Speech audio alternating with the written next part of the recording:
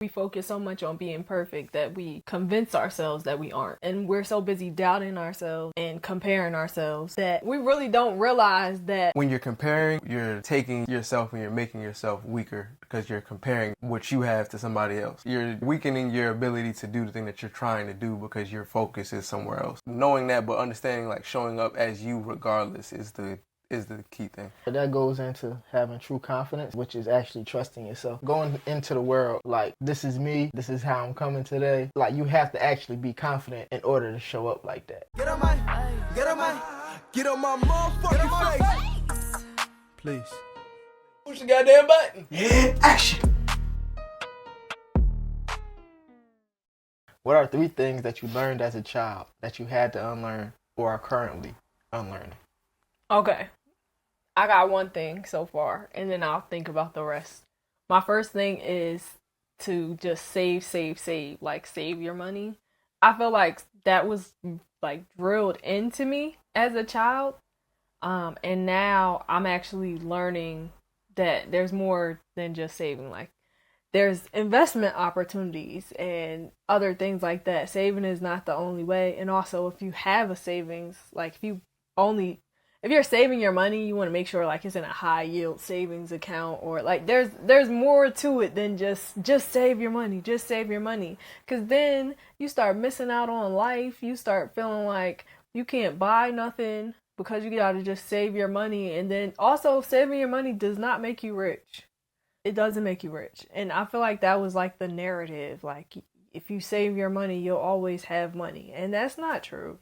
It's good to save money, but you also gotta diversify your income. You gotta invest. I was taught how to save money. I wasn't taught how to grow money. I was taught how to make money by means of like a 9-to-5. But outside of that, I mean, mom and dad did used to flip houses for a little bit, so I knew there was something else out there.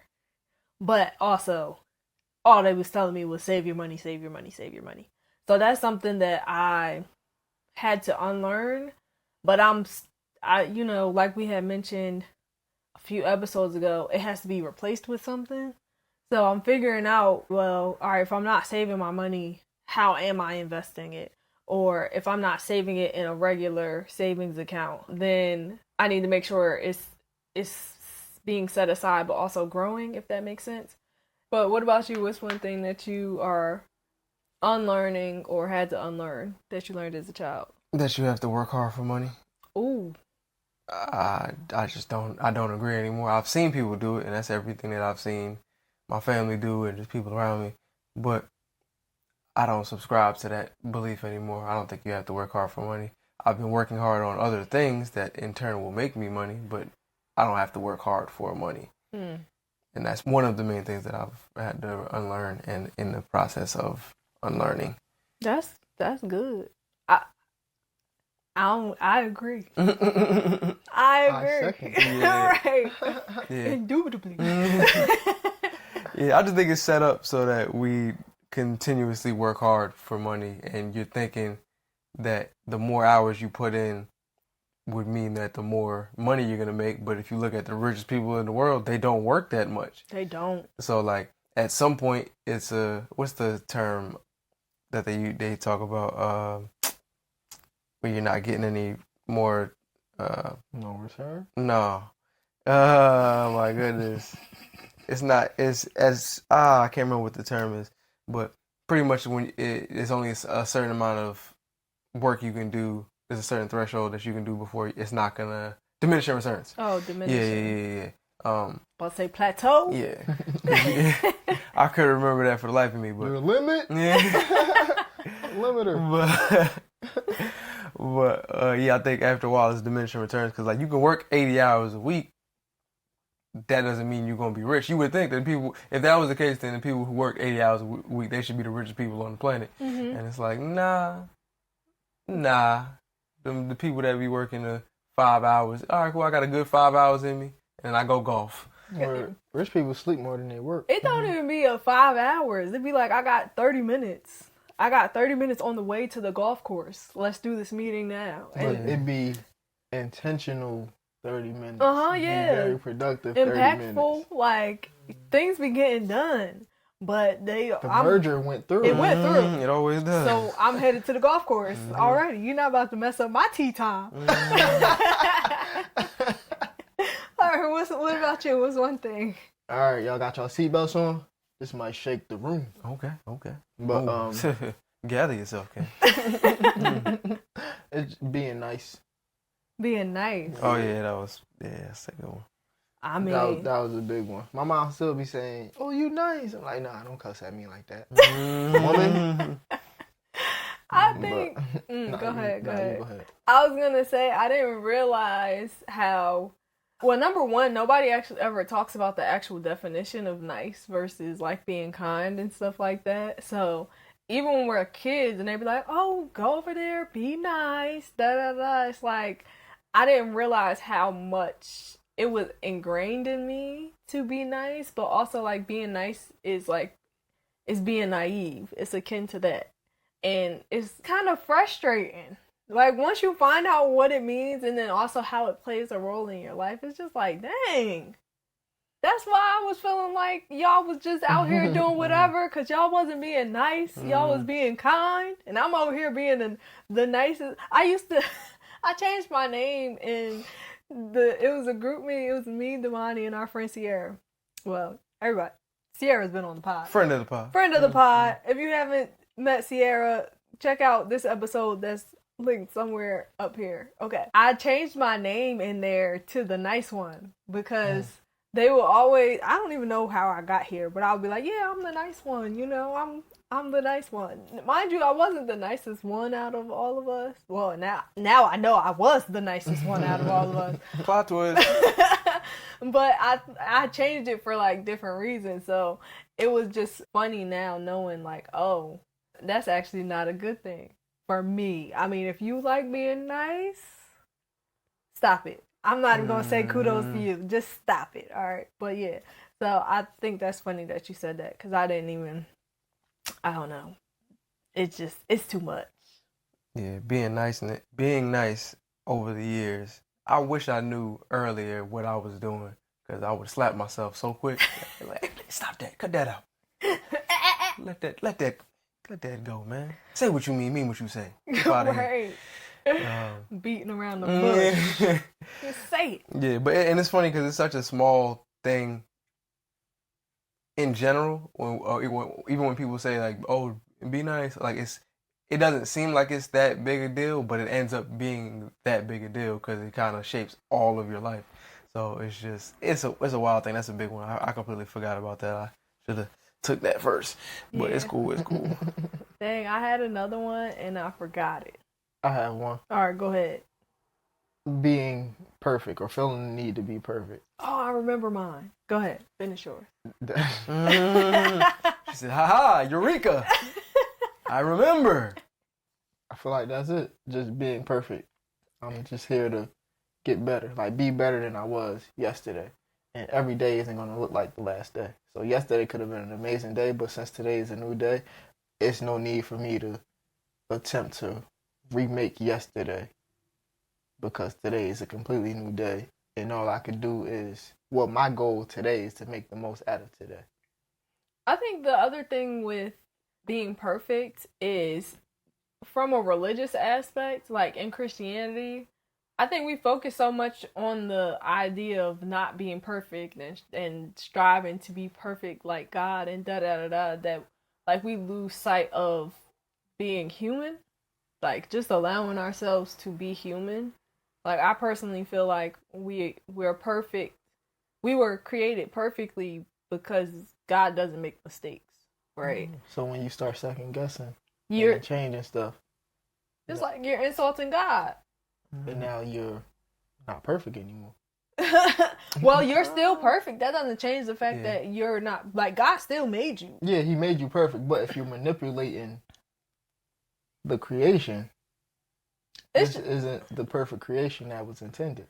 But it might be. Like, I don't think, what was you about to say? You can finish your sentence. I don't think that, so, like, I think that, like, God doesn't make mistakes in, like, our entire journey, including, like, whether it be, like, the detours that we take or the moments of doubt. I think that it all comes together to create like something that's beautiful and something that's still loved by God.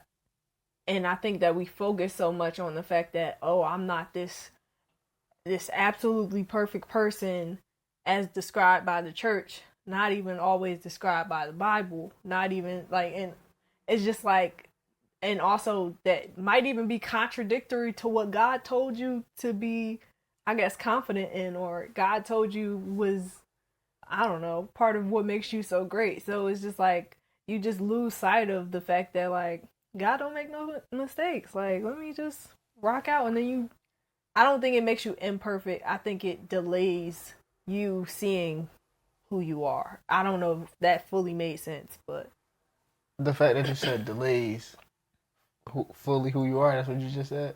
delays That, who like you seeing it. who you are. That made me think of delayed gratification. Mm. Right? Ooh, child. I'm finding the words because I want to make sure I say it correctly. My actual thought.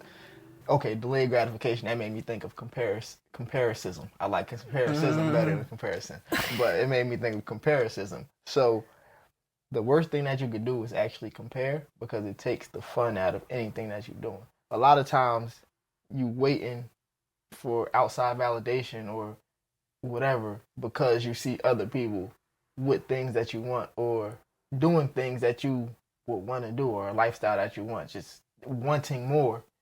And this thing that you're doing, this is going to get you to wherever it is that you want to go. So if you stop focusing on everything else and stop focusing on whether or when people going to be like, he the one or she the one, or yeah, that's my favorite. Like, just focus on this thing. It's going to be a lot more fun, a lot more fulfilling. Mm-hmm. That was just a side note, a little tangent that was on my spirit to share with people. Yeah. And, go ahead. I was going to say, I definitely agree. One of the things that I learned from watching Jujutsu Kaisen, it was a little section, but pretty much what I've learned is when you're comparing, you're weakening your resolve. Like, and that's how I processed it. Like, you're taking yourself and you're making yourself weaker because you're comparing what you have to somebody else. And it's like you're weakening your ability to do the thing that you're trying to do because your focus is somewhere else. So I definitely agree. And comparison is probably one of the other things that I had to unlearn. But before I get there, I wanted to finish the point y'all was talking about with God not making mistakes, which ends up being my third point, which is kind of funny. Anyway, so I was going to say, I think like God made us perfectly, and I think God made us so perfect that like a part of the design was that you can do whatever you want. And if you want to decide to not do things that work in your favor, you can do that.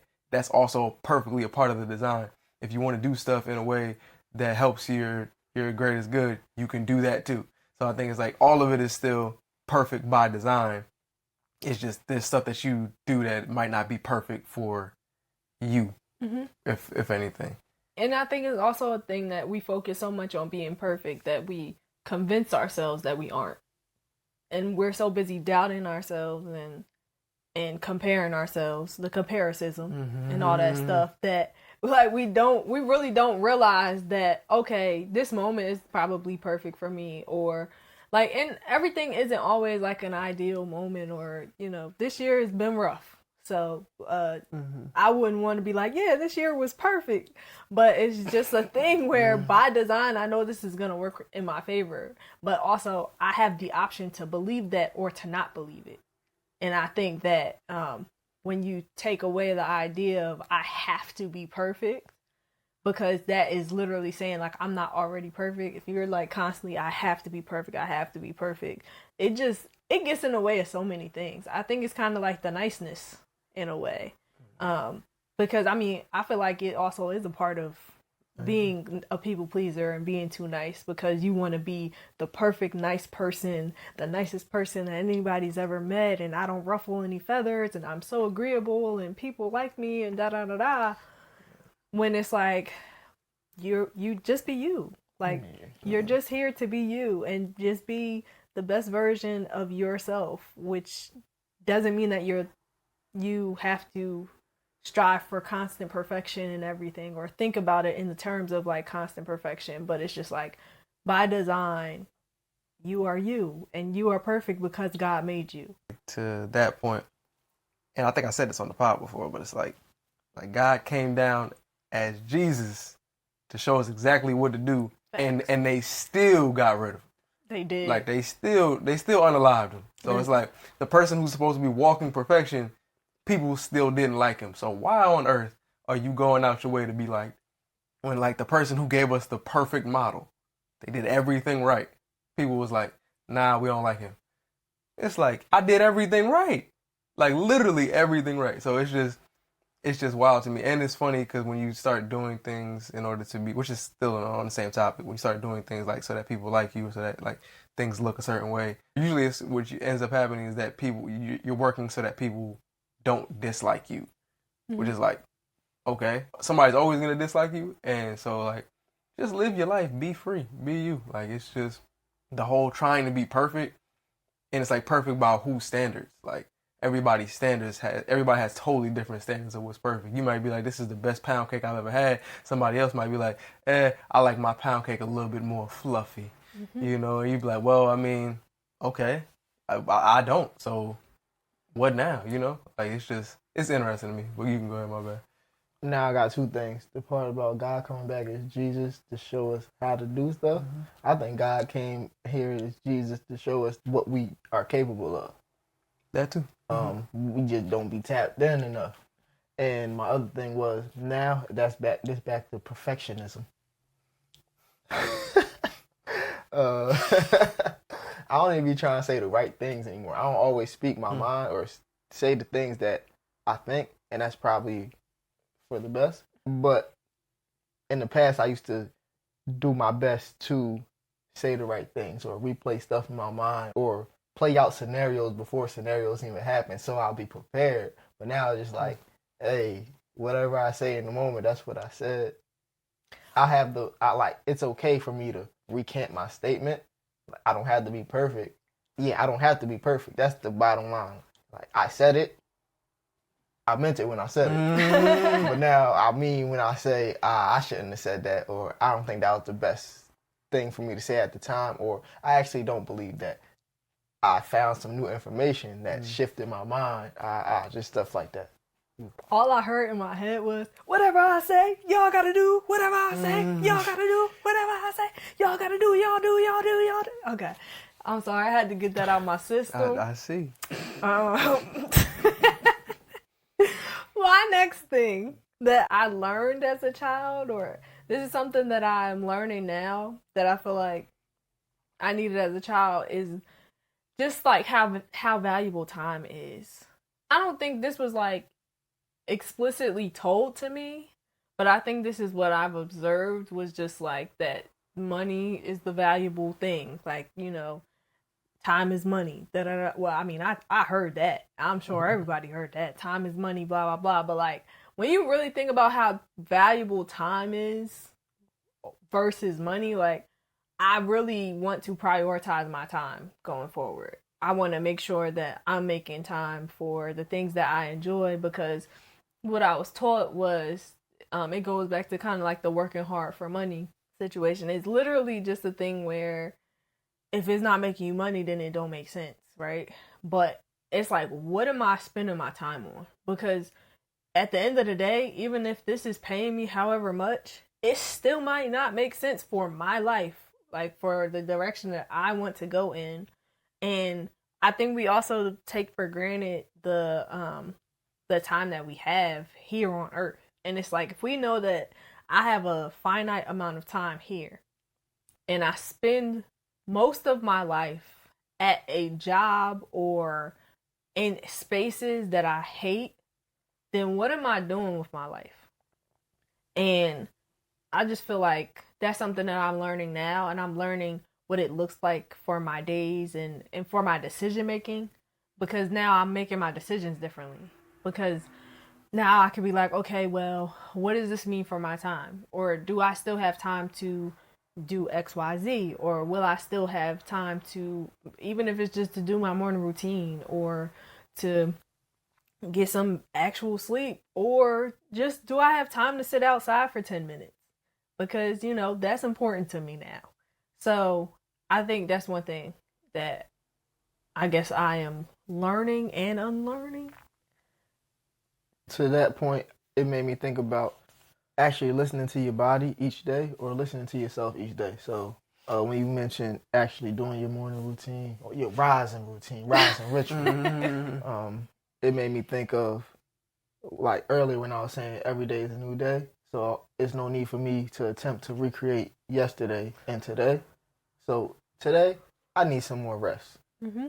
So all I did was I ain't do yoga or workout, but I didn't want to go to sleep before we potted. I feel you. So I woke up late. So I just walked the dog. I did a meditation, and now I got energy. But I'm not in a space of forcing how I want to be or what I feel like I should be in this moment. It's like, okay, let me assess the situation, assess me, and see how am I showing up. How can I best utilize me in this current state to show up as the your best I self. can. Yeah. Yeah, I like that. This is a constant reminder of being present and just actually doing the thing that you're doing while you're doing it. We talk about this all the time, but whatever the case may be is just you being here because there's no other place for you to be than here. There's no other time than now, so just be here now. Keep it moving. And something else that my second thing would be that I've had to learn or unlearn, whatever one, that there are no mistakes. It's just things that you didn't intend to do, which was a game changer for me because like that just means like there's no wrong moves. You just make the moves right that you made.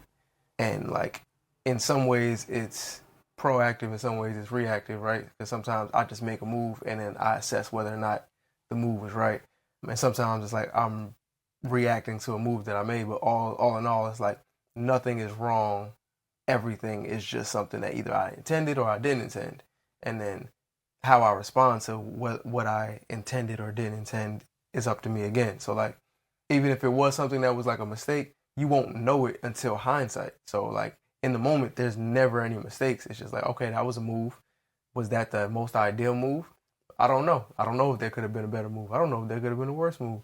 And it's like, for me, it bleeds into everything that I do. So whether it's conversations, like you were talking about, saying the right thing, making sure you're replaying and stuff, like there's no mistakes. It's just you said what you said and things are going to respond to what you said. Like one of the things that I've been doing my best to do as of late when I got one of my downloads from the Lord was simply being myself and resonating like how I resonate and seeing how the world responds. I just want to just go out and just like, all right, how is the world going to respond to me just being me, and just see what happens and just let like my energy, my vibe, it's infectious, but let my energy and my vibe like just bounce off of things, people, situations, and just see what happens. And I think that's been one of the things that I've been learning to do this entire time, and me realizing that there's no mistakes has helped me with that. I feel like that goes into having true confidence, which is actually trusting yourself. It's hard to. What was the like overall statement that you made? There's like no the actual mistakes. point. Yeah, there's no mistakes. So going into the world like this is me. This is how I'm coming today.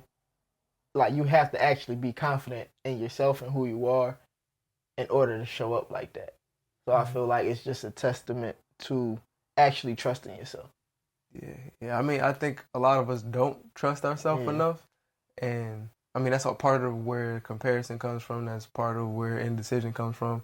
It's a lack of you trusting that, hey, this move was the move that I made, and I don't know if it's right now, but I can make it right. That kind of thing. But most of us, we're so hesitant about making the move, and we're like, let me double check to make sure my people made the left turn, because I don't want to make a left turn and then everybody else went right. And it's like, nah, you made a left turn because that's what you felt in the moment, and that was what you, based on the information you had, based on the feeling you had, you felt that was right. You can be proven wrong later, and you can be like, you know what, that was my bad. But this is all the information that I had. I operated under the only way that I knew how in the moment, and you just kind of like have to be okay with that and be okay with whatever happens after the fact. I think a lot of us aren't okay with what happens after you make the decision because, like, we're playing it in our mind, like, dang, if I make the wrong decision, then this is going to happen. But you don't know because you haven't made the decision yet, so it's all in your head. So, yeah, I was gonna say I think that goes back to like the perfectionism because we focus a lot of times like on making the perfect decision and not just making the decision that a decision or the decision that feels right to us. Because that's why we're looking for the extra validation or we're looking around to see like, okay, well, what did they do? Because we're like, well, a lot of times you already know what to do. You already know what you're supposed to do. And what we do is, and I mean, I just did this, but what we do is we have this gut feeling about, okay, let me do this. And then we get some information from somewhere or we see somebody else do this other thing in this other way. Even if going back to like, you don't have to work hard for money. And it's like, okay, well, they did it that way and they didn't have to work hard to do this thing. So let me go ahead and follow what they did instead of trusting what I know my gut was telling me to do. Then you make that decision. Then you got to backtrack and be like, okay, now I gotta remake this decision or I gotta start over or whatever. But we're so focused on making the perfect decision, and that actually leads me into my third thing. So one thing that I learned as a child is, use your head, not your heart type of thing. And one thing that I'm learning to do is make more decisions based on my feelings. So even as I wake up each morning and deciding what part of my morning process I'm doing, I'm like, okay, how do I feel? Do I feel like I'm okay to work out? Do I feel like I have the space or the energy to go walk the dog? I'm not doing that yet, but but like just different things like that. Like this morning, I didn't read. Usually, I read some like devotionals, but I didn't read the book that I'm reading because I was like, I don't have number one the mental space to read this. But also, I just don't feel like it. So instead, I meditated, I wrote, and I hopped in the shower and just got my day started or whatever. So, but what I'm learning to do, and this is like a fairly new thing, but I'm learning to actually sit in my feelings and feel what I'm feeling because that's the way to actually stay in tune with your body and to also be able to trust your gut, trust yourself is if you're in tune with yourself. Like you gotta spend time with yourself, honestly. It's like any other relationship. You spend time with people, you start to build trust with them. You gotta spend time with yourself and then you start to build trust with yourself. So what I'm learning to do is not to overthink everything and to be like, okay, if I feel like doing this thing, let me go ahead and just do this thing and not ignore it or not put it off and not focus on, okay, well, I could do this, but it doesn't seem like it's going to get me to whatever, so it's not the perfect thing. And sometimes it don't seem like it's going to get you to whatever moment you're looking to get to, but it actually might get you there. But also I understand it's not always feasible to just be like, all right, I'm just going to go with whatever vibe I'm feeling right now. It's not always feasible in every situation, but when determining the harmony within your mind, body, and soul, I feel like it's important to be in tune with your feelings because your feelings influence your thoughts and then so on and so forth. So, yeah, thanks for coming to my TED Talk. I was just going to say, to piggyback off of going based off your feelings isn't necessarily like, I don't feel like doing this today, so I'm not going to do it. Yeah. So, yeah, to that point, I was going to say that's why I believe that it's important to actually have like some type of goals or direction of where you're going so you can keep the main thing, like focus on what's important and work towards that. So I'm doing this stuff getting done regardless, but how I feel today, you know what? I think a shower is best. Like a shower is the best way for me to start my day today. So I'm gonna hop in the shower. This stuff getting done regardless because this is the main thing. This is my focus. So it ain't no, I don't really feel like doing this today. This shower is going to rejuvenate me so I can get whatever I need to get done. But that actually might lead me to my third point because it's kind of like being disciplined enough to be you fully, right? Stay with me. A goal of mine is to have the title of His Holiness. Like Your Holiness, like the Dalai Lama. Right? Okay. That was left field. Right. I never His heard holiness. this goal before. Hold This is a goal on. of mine. It's a new one. Okay. I was reading and I'm like, how he get that title? I want that title. So it, like this literally happened a couple of days ago. I was just reading and it said His Holiness. And I'm like, whoa, that's good. I'm not good old Saint Breeze. You had His Holiness. That's it. Just His Holiness. But, and becoming His Holiness, I am currently unlearning the art of dimming my light. So I'm in a space of allowing my light to shine wherever, however, this is how I'm showing up. That's funny. In a world full of darkness or whatever it's looking like, I will be the light. At least in my opinion. I'm not here to be perfect. I'm just here to shine, baby. That's funny because I remember, so two things. I remember a while ago, like some pods ago, I had said, I don't know how we got on topic, but I had said the new download that I got was that I'm the light. When I think we were like introducing ourselves. I don't really know, but I had said that, and I was like, I don't fully know what that means yet, but that's what I've been told is that I'm the light at the end of the tunnel. So it's funny that you said that because I also this morning in my morning pages I wrote down. I said, "This big light of mine, I'm gonna let it shine." And so it's just funny that you mentioned that. But yeah, I probably won't call you His Holiness. Oh, I was never gonna call you that, but respectfully. Won't. It be your own people. Yeah. I mean, You know, listen, the Grace had to leave their environment. Listen, they See did. ya. Adios. But yeah, respectfully, No. you're not getting His Holiness out of me. But I that's don't know just if I me. can say that with a straight face. Like, Yeah. I'm His not. Holiness. I know. Old man Breeze. Breeze. It's I like- call you that. Yep. It's cool. When everybody ain't called me Breeze at first either. Now people that I know, Breeze. So once they be like, His Holiness, it just flows. I mean, they can His call you that. Holiness. Yeah. They can I'm listen. letting you know I'm Yeah. not ever calling you Yeah, that. I'm not. Gonna be same old Breeze to me. See, it's a breeze, it's a breeze, it's a breeze. It's never gonna be no holy breeze for me. I mean, holy breeze, you know. Holy Breeze. That's Holy Breeze. Yeah, holy breeze. His Holiness. He gonna be correcting Yeah. us. I'll be like, y'all, shout out to Holy Breeze. His His Holiness. holiness.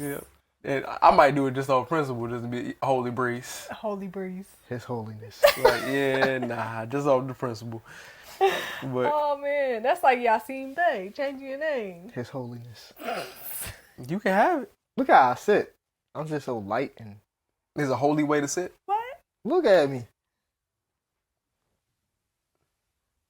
You're sitting heavy. This is big couch sitting. That's what it is. Oh man, what was your point? You gonna shine your light? Oh, the confidence that the discipline to be yourself, to have the confidence to be yourself in every room and every moment. I feel that on a spiritual level. I think that a lot of us are now coming into a space of just being ourselves unapologetically. I think for a long time we were waiting for permission.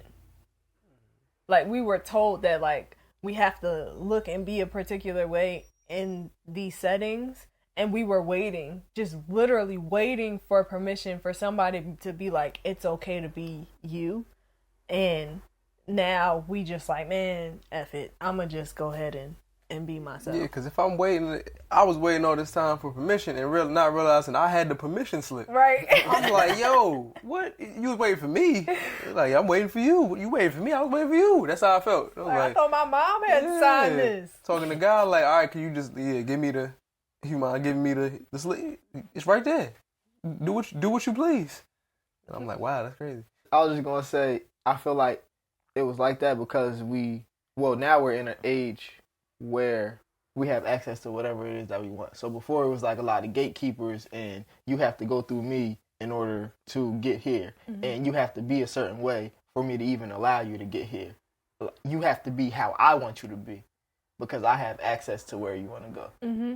So now the floodgates is open. You could do whatever, see whatever, be however on your own. Like, you literally don't need anybody. Technically, you need people, like, but you can do everything by yourself. I feel like the trick is that you were always able to do it without anybody. Like, I think It's easier now, though. Like, yeah, I mean, like, to get the things, it's a lot easier. So if we're talking about music, in order to record and put out a whole project, it's way easier than it would. Like, you don't even have to go to a studio, have an engineer. You can make your own beats because they have like different softwares and platforms and everything.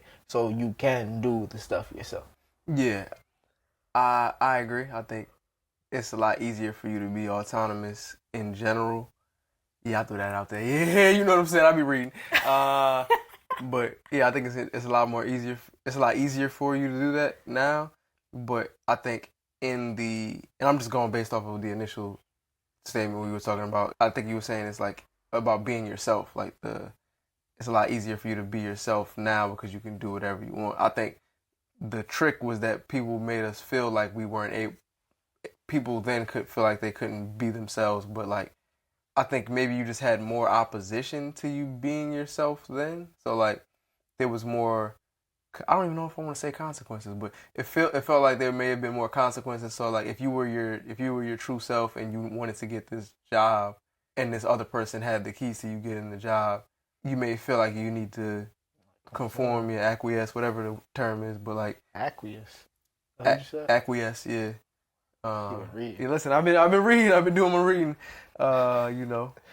But yeah, you may have felt like you needed to conform. But I also feel like that's the same thing for today. I think we have a lot more like internal battles. It's not even a matter of external gatekeeper. It's more of an internal gatekeeper. You know them outternal gatekeepers. See, listen, sometimes you make up words on the fly when you know. You know, we got the comparison with the outternal. Yeah, you can be comparisizing with the outternal instead of.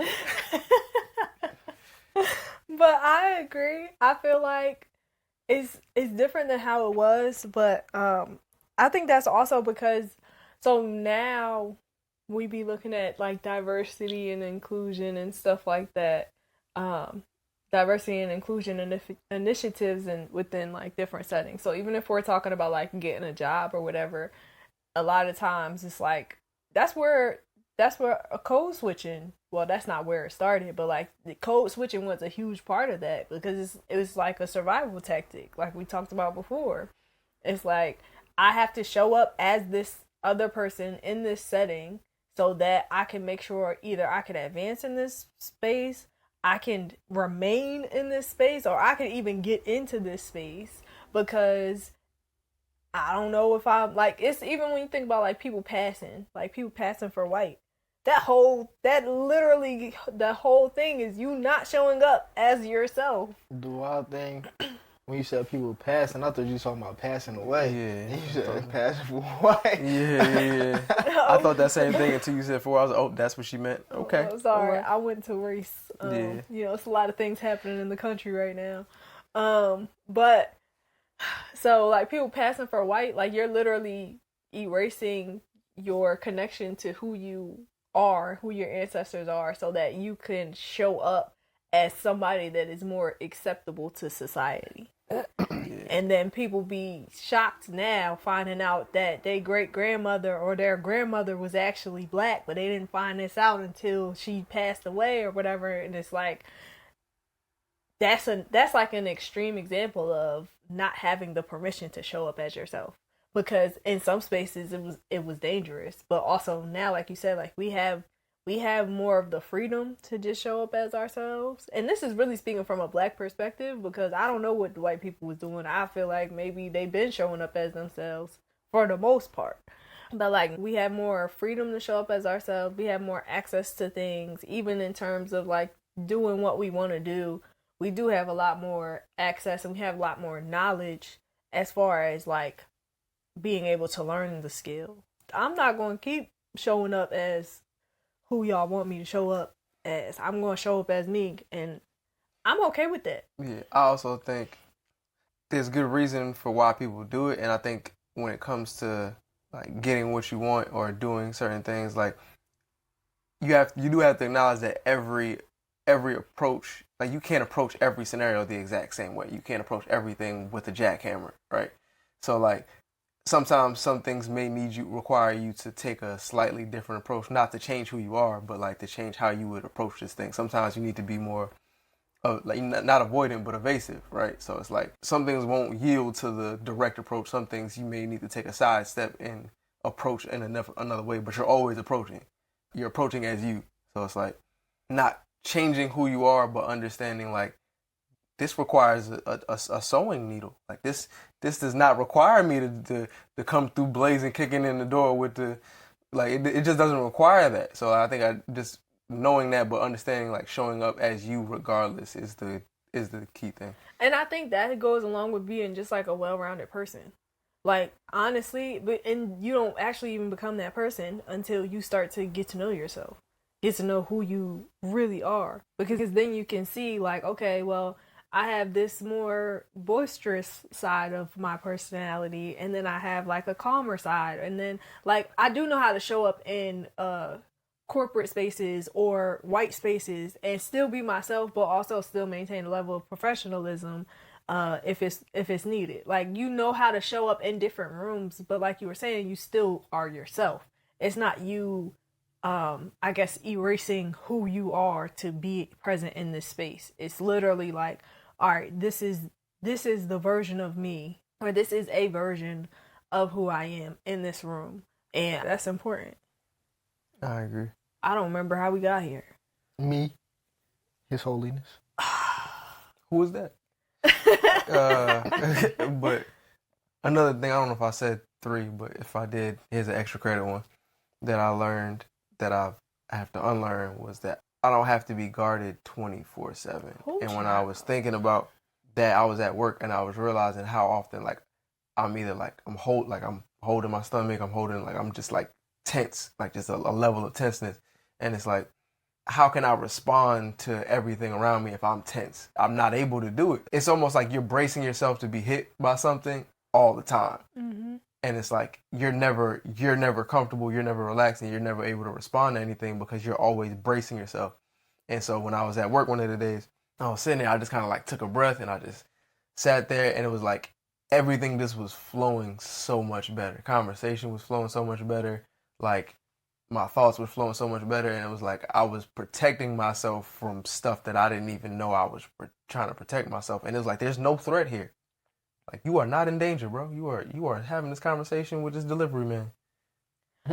So I've been reading. Y'all know I be reading. I've been reading the Garden Within by Dr. Anita Phillips, and she talks about the sympathetic nervous system, and basically like that's like your fight or flight system that automatically kicks on. But a lot of times, if we don't take the time to like regulate our emotions and stuff, like that system, it automatically turns on, and it does not turn off until the parasympathetic nervous system turns on. That's what regulates your emotions. So it's like if you've been in this state of like your mind thinking that there's some sort of threat, and maybe you didn't realize it because it became like your new normal level of stress or whatever. Like you literally just been in fight or flight mode for 8 hours, like the entire time you at work, or maybe it could have been for weeks and you just didn't realize it, so you didn't take a moment for yourself or whatever. And I feel like that's so fascinating, but also it's so wild because we be over here stressed out about everything, and it's literally because we got stressed out or got triggered by something one time that maybe triggered like the thought of like a past experience, or it might have been something that was extremely small, that it's like, okay, this isn't any big deal, but your mind processed it as this is a threat because it reminds me, or it made you feel how you felt 15 years ago, and now you just in fight or flight mode and don't even know it. Don't know why you anxious, don't know how to calm yourself down, and then it becomes your new level of you just being stressed at this level and don't know what to do. If you look at it from a metaphysical level, it all goes back to awareness. Well, being aware and accepting of this moment that we're in. I can only speak for myself, right? Mm-hmm. But when I was at work in the past, it was a thing of, I don't want to be here, so I'm not going to enjoy myself. let me tense up. Like, I'm just tense. Talking to people, conversation, not conversating. Because I'm like, I got to guard up. And when you talked about that at first, immediately I started thinking about being on your P's and Q's. But you could still be relaxed and be on your P's and Q's. It's just a thing of how you were saying you was tense. I don't be breathing. Tense. Yeah. Tension, yeah. Tense. And then it just be like something click, like, oh, I ain't breathe. And it just be like, just go back to accepting. I'll be having to get to a point where it's like, okay, this is the situation at hand. This is where I am at the moment. I have an option to do my best to enjoy it, just be me, relax, and just be in this moment. If I don't like it, as much as I'm making myself feel like I don't like it, I can leave.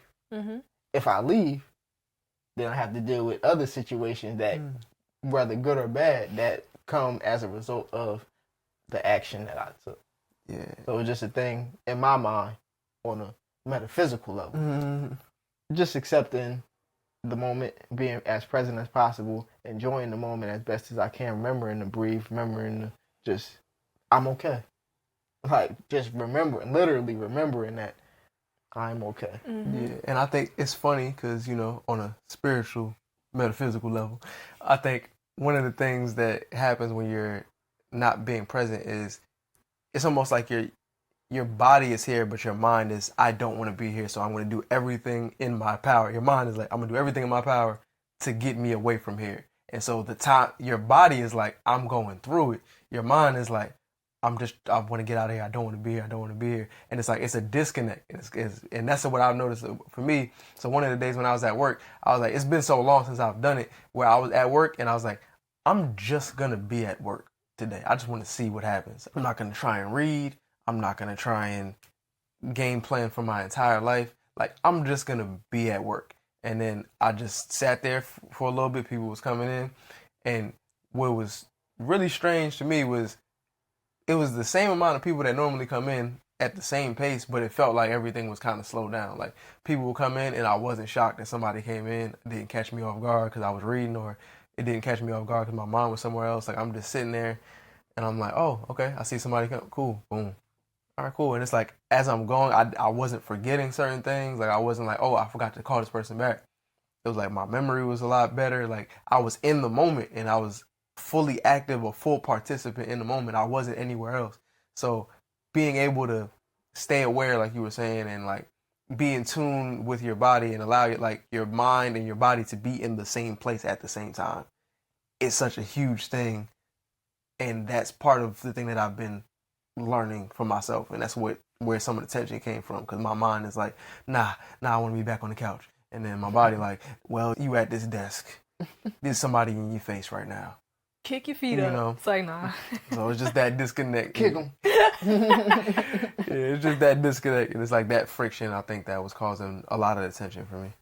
Well, I feel like on a physical, spiritual, metaphysical level. It's like, nah. Anabolic level. Biological. Philosophical. Sorry, nah, my bad. Never mind. Physiological? Yeah. We make up words here. They all made up anyway. Somebody made this up. They are. I actually found somebody on TikTok who is, I forgot what she called herself, but she actually makes up words. Like, that's what she went to school for. I wanted to say etymologist. Etymologist, yeah. She, like, makes up words because she knows what all of the parts of the words and the origins of the different parts mean, so she can make up words. Anyways, that actually brought me to my bonus thing, because I think I gave 3. I don't know. You did. But my bonus is that even if I'm not doing a million things, I'm still worthy of being here, just because.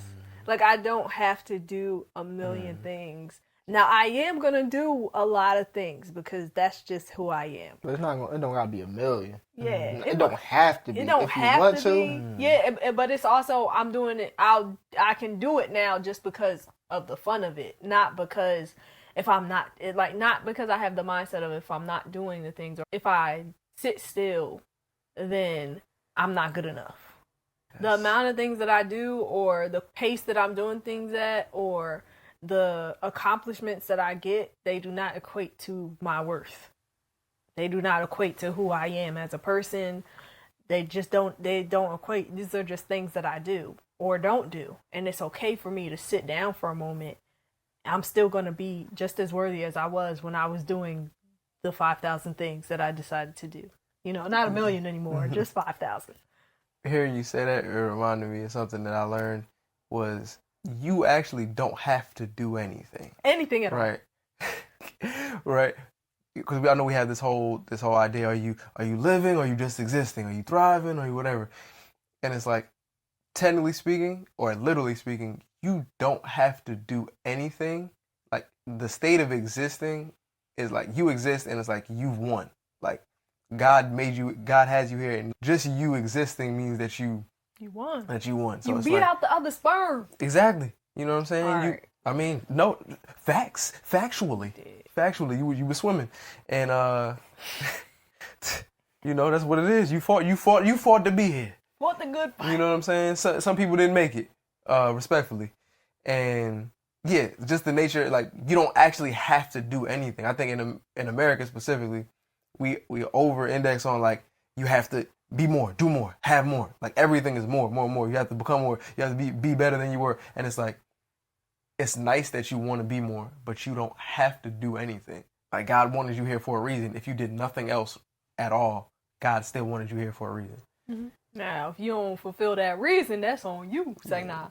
But I definitely agree with that. But I also feel like for a long time, I looked at that as equating to my value, but didn't realize it. And some of this stuff, I'm not even gonna lie, I don't know, like, when or how, or, you know, when it, like, what ingrained it into me. I think it was like a series of events that happened. I am a high achiever, so I be getting certificates. If y'all know me, I love a good certificate. So, but recognizing that, like, okay, you got the certificate, that's cool, but you still great just because you're you. Even if you didn't have the certificate, because you don't need it. I mean, most of the certificates you really don't need. Like, I'm just saying. But get them if you like them, though. Anyways, I used to equate it to, I guess, whether or not I was good enough. And I think it was part of, like, my people pleasing. So I'd be like, oh, I did this thing. Like, be proud of me. And I don't need that. Because it also is just a thing where, like, I'm proud of me. And I feel a lot better when I'm just doing the things that I love to do and not focusing on just doing a bunch of stuff because I feel like, well, this is what it's supposed to look like, or this is what they said I should do, or da-da-da-da. And now I'm doing a million things that everybody else suggested, and I still haven't sat down and listened to myself because I'm doing everything that everybody else suggested.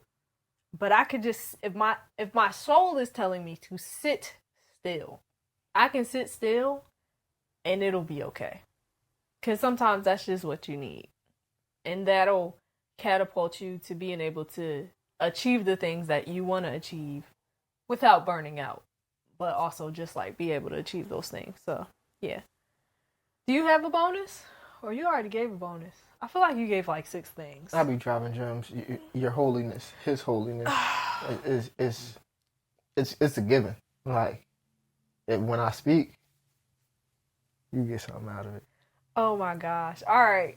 Let us know what are some things that you are unlearning, some things that you learned as a child that you're unlearning, or that you already had to unlearn, because we definitely want to hear about that.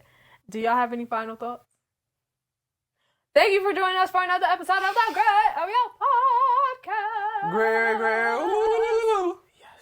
I'm Shakoya D. His holiness, Sir Breezington. Your humble friend, Damani. And thank you for joining us for another episode. Welcome to the Grae Area. Don't forget to like, share, and subscribe. Tell a friend to tell a friend to tell a friend. Hit that notification bell so you never miss an upload. Ding. And also, if you want to watch this live and early, if you want to join in on the conversation as well as get access to other content, join our Patreon for the low price of, we'll skip that part. join our Patreon. No problem, Erical. I can't remember what I was saying. Just cut this part up. Okay. Join our Patreon for how do I end this? Join our Patreon. Leave a comment if you let us know. I said that. The 3 things that let us know something that I know what I'm supposed to say. Let us know Join something. our Patreon. And if you like this episode, you're going to love the one that's linked somewhere on the screen. We will see you guys next week. Bye. Adios. Stay blessed. Stay black, people. Nah, because I learned, because I be doing this to everybody. And then a lady, I was like, all right, stay blessed, stay black, whatever. And she was like, it's this. I was like, but it's peace. This is unity. This is separation. Like, oh, word, I like that. I like that. Peace. She said, this is how it was originally. They told us to do this for separation. Okay. I was like, I like that. Word. That's Somebody why, fact check that's that. That's why Cool J used to be like, Oh. I don't know why. I don't think that's true. I like that. Somebody fact check it. Not me. See y'all. You say what? Know yourself. Know your worth. Jukebox, hit me with another jam. Get on my face. Get on my motherfucking face. Please.